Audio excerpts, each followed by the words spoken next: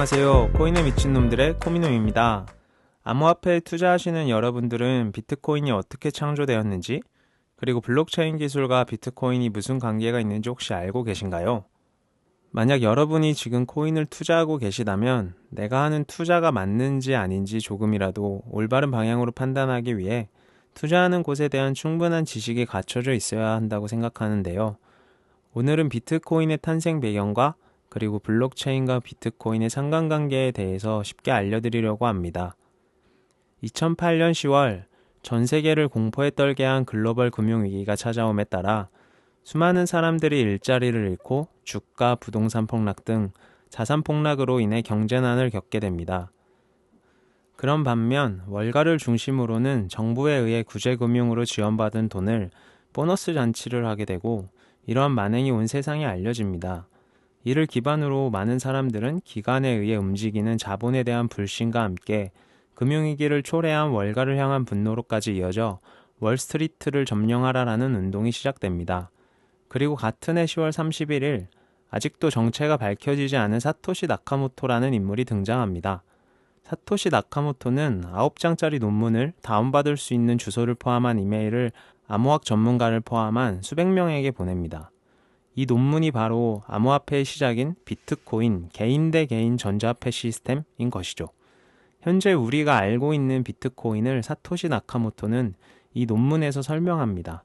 논문은 이렇게 시작되는데요. 온전한 개인 대 개인 전자화폐는 금융기관을 거치지 않고도 온라인 결제로 한쪽에서 다른 한쪽으로 직접 전달되는 온라인 결제를 실현한다. 첫 문장에서 볼 수 있듯이 기존의 통화 시스템을 부정하며 새로운 개념의 화폐를 설명합니다. 기존의 통화 시스템은 이중 지불을 막기 위해 거래 시 신뢰할 수 있는 제3자인 금융기관을 통해서 거래를 하고 있습니다. 즉 비트코인은 신뢰할 수 있는 제3자가 없더라도 컴퓨터와 인터넷만 있다면 P2P 네트워크를 활용하여 이중지불 문제를 해결할 수 있는 새로운 개념의 화폐인 것이지요. 그리고 몇 달이 지나 2009년 1월 사토시 나카모토는 50비트의 보상과 함께 최초의 블록을 발행합니다. 이는 제네시스 블록이라고 명명되고 있는데요. 이것이 바로 간략한 비트코인의 탄생 배경입니다. 여기서 여러분은 아마 궁금하실 거예요. 블록의 발생? 비트코인의 보상? 이건 뭐지 하고요. 이 내용을 이해하기 위해서 우리는 블록체인이 무엇인지 알아야 합니다. 그럼 블록체인에 대해서 최대한 간단하지만 중요한 개념은 놓치지 않고 설명드릴게요. 자, 여기 거래 내역이 적힌 장부 한 장이 있는데요. 블록체인에서는 이 장부 한 장을 블록이라고 부릅니다. 한 장의 장부와 동일하게 하나의 블록에 여러 개의 거래 내역이 담겨 있는 구조인 거죠. 이 블록들이 암호화되어 시간의 순서대로 연결되어 있는 것을 바로 블록체인이라고 부릅니다. 암호화되어 있다는 것은 무슨 말인지 좀 더 깊이 블록체인에 대해서 알아볼게요. 신뢰할 수 있는 제3자에 의존하지 않기 위해서는 어떤 방법이 있을까요? 쉽게 생각해보면 코미놈이 가진 한 장의 장부를 복사해서 모든 사람들이 가지고 있는 거겠죠? 그리고 코미놈이 장부에 어떤 거래 내역을 기록하기 위해서는 이 장부를 가지고 있는 모두에게 관련 내용을 전달하고 모든 사람들은 코미놈이 전달한 이 거래 내역을 장부에 작성하면 되는 것이죠. 그런데 여러분은 모르는 누군가에게 직접 전해들은 이 정보를 정말 신뢰할 수 있나요? 만약 코미놈이 모두에게 정보를 제공할 때 모두 다른 정보를 제공했다면 A와 B와 C의 장부 중에 실제 거래와 동일한 거래 내역이 기입된 장부는 무엇일까요? 여기서 바로 누군가의 정보를 모두가 믿을 수 있도록 하는 블록체인의 핵심 기술인 합의 알고리즘 중 하나인 작업 증명에 대해 설명드리려고 합니다. 비트코인 논문에서는 작업 증명이라는 이 합의 알고리즘을 통해 제3자 없이도 신뢰할 수 있는 거래가 가능하다고 소개하고 있는데요. 작업 증명이란 말 그대로 작업을 통해서 증명하는 것입니다. 이 작업은 어떤 건지 알아볼게요. 앞에서 각 블록들이 암호화되어 연결되어 있는 구조가 블록체인이라고 했는데 그럼 블록을 연결하기 위해서 우리는 무엇을 해야 할까요? 종이로 된 장부의 여러 장을 하나로 만들기 위해서는 클립으로 고정을 한다던가 파일철에 넣어 하나의 장부로 쉽게 만들 수 있습니다.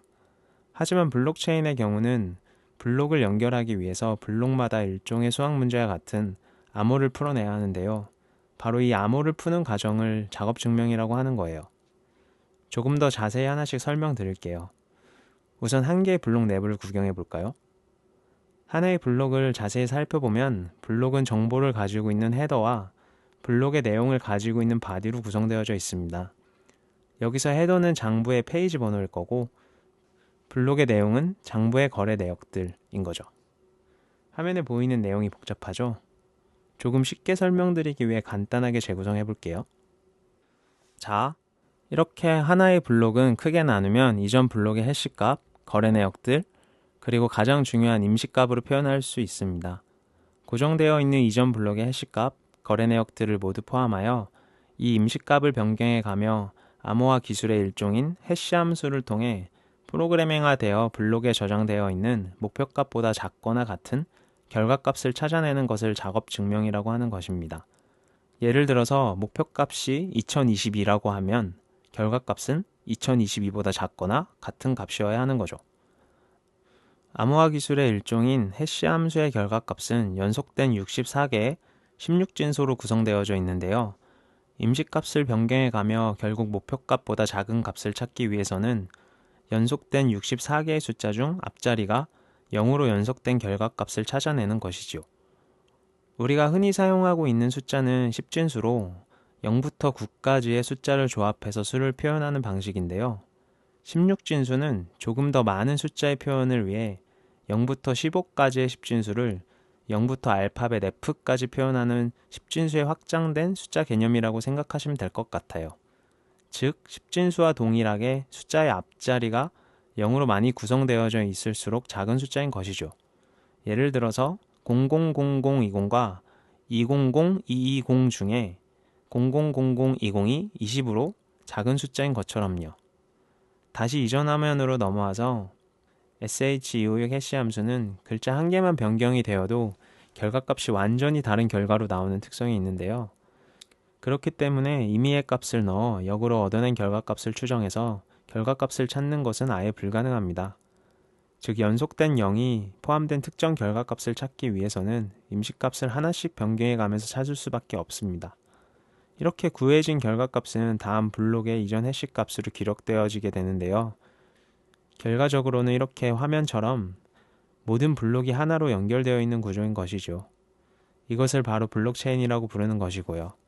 여기서 만약 코미노미 악의적으로 거래 내역을 위조하려 한다면 이전 블록의 해시값을 가지고 있는 블록체인 구조상 연결되어 있는 모든 블록의 암호를 새로 찾아내야 하는 것인데요. 이것이 불가능한 이유는 위조된 거래 내역을 유효한 값으로 인정받으려면 채굴에 참여한 다른 참가자들보다 더 빠르게 암호를 찾고 블록을 기존의 블록보다 더 빠르고 길게 연결해야 하기 때문입니다. 비트코인은 더 긴 쪽의 블록체인만을 유효한 것으로 인정하기 때문이죠.